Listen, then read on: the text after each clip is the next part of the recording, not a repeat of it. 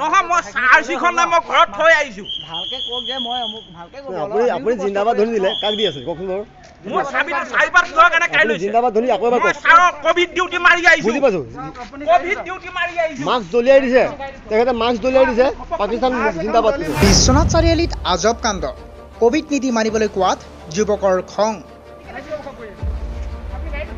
মই কলৈ যাম যাম আৰক্ষীয়ে সুধিছিল মাস্ক কিয় পিন্ধা নাই যুৱকৰ উত্তৰ পাকিস্তান জিন্দাবাদ নৰেন্দ্ৰ মোদী মুৰ্দাবাদ কোভিড নাই আই ডোন্ট কেয়াৰ মই গাই নুঠো মই ডিউটি কৰি আহিছো কোভিড ডিউটি মাৰি আহিছো মই ইয়াত কোভিড ডিউটি এখন লগাই লওকচোন আপুনি আৰে লিখি দিছে আপুনি কোভিড ডিউটি কৰিছে যদি আপুনি মাস্ক দলি মাৰি দিছে কাৰণটো কি মানে মাস্ক দলি মাৰি দিছে কাৰণটো কি মানে মাস্ক দলি মাৰি দিছে আপুনি নৰেন্দ্ৰ মোদী মুৰ্দাবাদ কৈছে পাকিস্তান জিন্দাবাদ কৈছে আপুনি কি শুক্ৰবাৰে বিশ্বনাথত ঘটিল অঘটন বিশ্বনাথ চাৰিআলি নগৰ মাজমজিয়াত আৰক্ষী আৰু এজন যুৱকৰ মাজত টনা আজৰা কোভিড নীতি নিয়ম আইন নমনা এজন যুৱকৰ উদ্ভণ্ডালী ঘটনাই তীব্ৰ প্ৰতিক্ৰিয়াৰ সৃষ্টি হৈছে সমগ্ৰ বিশ্বনাথতে আজি দিনৰ প্ৰায় 12 মান বজাত বিশ্বনাথ চাৰিআলি চহৰৰ পুলিচ পইণ্টত আৰক্ষীৰ সৈতে বাকযুদ্ধত লিপ্ত হয় এজন যুৱক বিশ্বনাথ চাৰিআলি যান-বাহন শাখা আৰক্ষীয়ে যুৱকজনক মাস্ক কিয় পিন্ধা নাই বুলি প্ৰশ্ন কৰাৰ লগে লগেই আৰক্ষীৰ আগত বীৰত্ব প্ৰদৰ্শন দেৱজিৎ দাস নামৰ এই যুৱকজনৰ মন্তব্য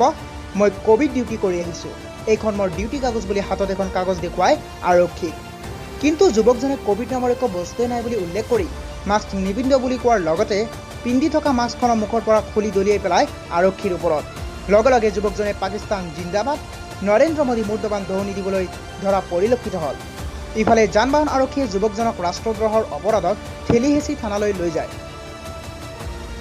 এইফালে এই দেৱজিৎ নামৰ যুৱকজনৰ পৰিয়ালে যুৱকজন বহুদিনৰ পৰা কেঞ্চাৰ ৰোগত আক্ৰান্ত হৈ চিকিৎসাধীন অৱস্থাত থকাৰ বাবে মানসিক ভাৰসাম্য হেৰুৱাই পেলোৱা উপক্ৰম হৈছে বুলি জানিবলৈ দিয়ে মানসিকভাৱে অসুস্থ মানে সেই মোৰ লগত কোনো সম্পৰ্ক নাই তাৰ আৰু গতিকে তাক মানে মই মোৰ লগত সম্পৰ্ক নথকাৰ কাৰণে হয়তো সি অভাৱত পৰি বা কিবাহত পৰি পেলাই হয়তো সেইটো কৰিছে নেকি মানসিক ভাৰসাম্য হেৰুৱাইছে নেকি নাথাকে অসুস্থ আৰু এই তাৰ কেঞ্চাৰ হৈছিলে 13 চনৰ পৰা 17 চনলৈকে সেই কেঞ্চাৰত ভুগি আছিলে এইবোৰ কেমো লয় তাৰপিছতে আকৌ ৰেডিয়েশ্যন লৈছিলে এইবিলাক চব লৈ আছিলে তাক 3 মাহৰ মূৰে এতিয়া সি যাব লাগে তাক মানে ব্লাড টেষ্ট কৰিবৰ কাৰণে সি যাব লাগে ব্লাড চেঞ্জ নকৰে যায় মানে চাই দেখাই আহেগৈ আৰু মাতি থাকে তাৰ পৰা ট্ৰিটমেণ্ট চলিয়ে আছে তাৰ ব্লাড কেঞ্চাৰ আপোনালোকৰ সম্পৰ্ক নাই বুলি ক'লে কিয়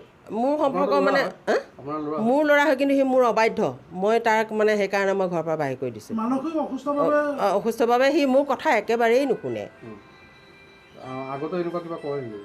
আগতে তেনেকৈ কৰা নাই বাৰু আগতে সেইবোৰ একোৱেই নাইকিয়া এতিয়া মই যে তাক যে উলিয়াই দিলোঁ যে আজি এই 2 বছৰেই হ'ল উলিয়াই দিয়া সেইটো কাৰণে নেকি সি মানসিক ভাৰসাম্য হেৰুৱাইছে নেকি নহ'লেতো সি আগল পাগল এনেকুৱা কথাটো সি ঘৰততো তেনেকৈ নকৰে কিন্তু তাত যে এতিয়া গৈ পেলাই ৰাস্তাত যে কৰিব লগা হৈছে যে মই সেইটোতে আচৰিত হৈছোঁ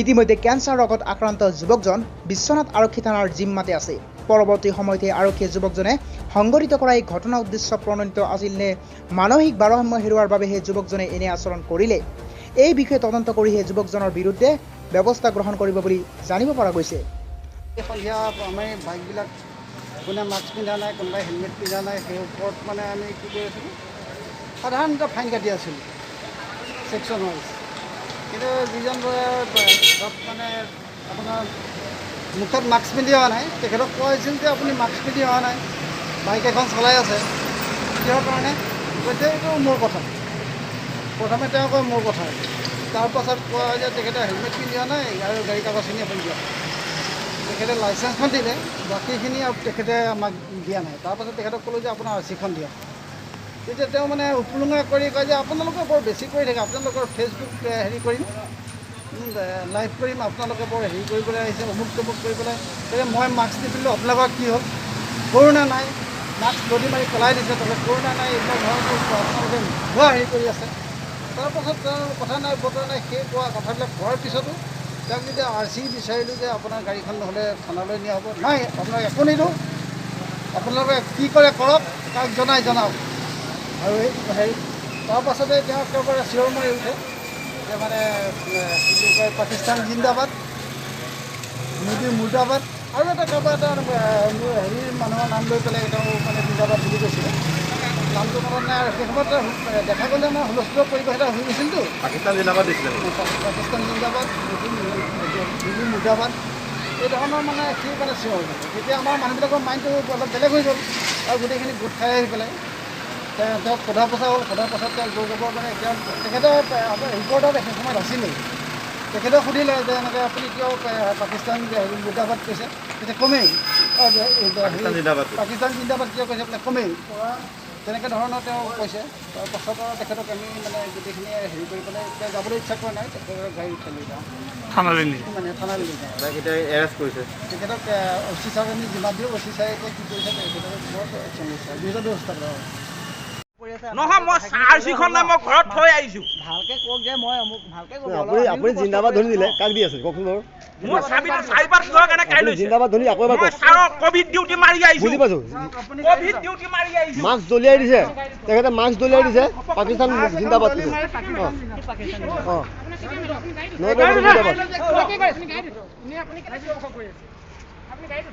মই ক'লৈ যাম ক'লৈ? মই গাড়ীত উঠো, মই ডিউটি কৰি আহিছোঁ। ক'ভিড ডিউটি মাৰি আহিছোঁ মই ইয়াত। ক'ভিড ডিউটি লিখি দিছে। আপুনি ক'ভিড ডিউটি কৰিছে যদি আপুনি মাস্ক দলি মাৰি দিছে কাৰণটো কি মানে? আপুনি মাস্ক দলি মাৰি দিছে কাৰণটো কি মানে? আপুনি মাস্ক দলি মাৰি দিছে। আপুনি নৰেন্দ্ৰ মোদী মুৰ্দাবাদ কৈছে, পাকিস্তান জিন্দাবাদ কৈছে। আপুনি কি কথা কৈছে? আপুনি যদি আপুনি ক'ভিড ডিউটি কৰি আহিছে তেতিয়াহ'লে কিয় ক'ব? আমি কি কষ্ট কৰা নাই? আমি কি কষ্ট কৰা নাই? পাকিস্তান জিন্দাবাদ কিয় ক'লে আপুনি? উঠক।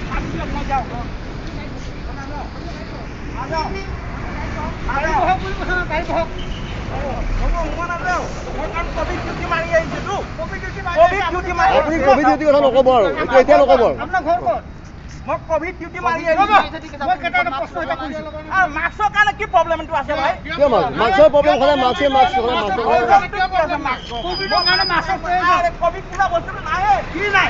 ক'ভিড ডিউটি এতিয়া কিয় কৰিছে আপুনি? তেখেতে ক'ভিডে নাই বুলি কৈছে।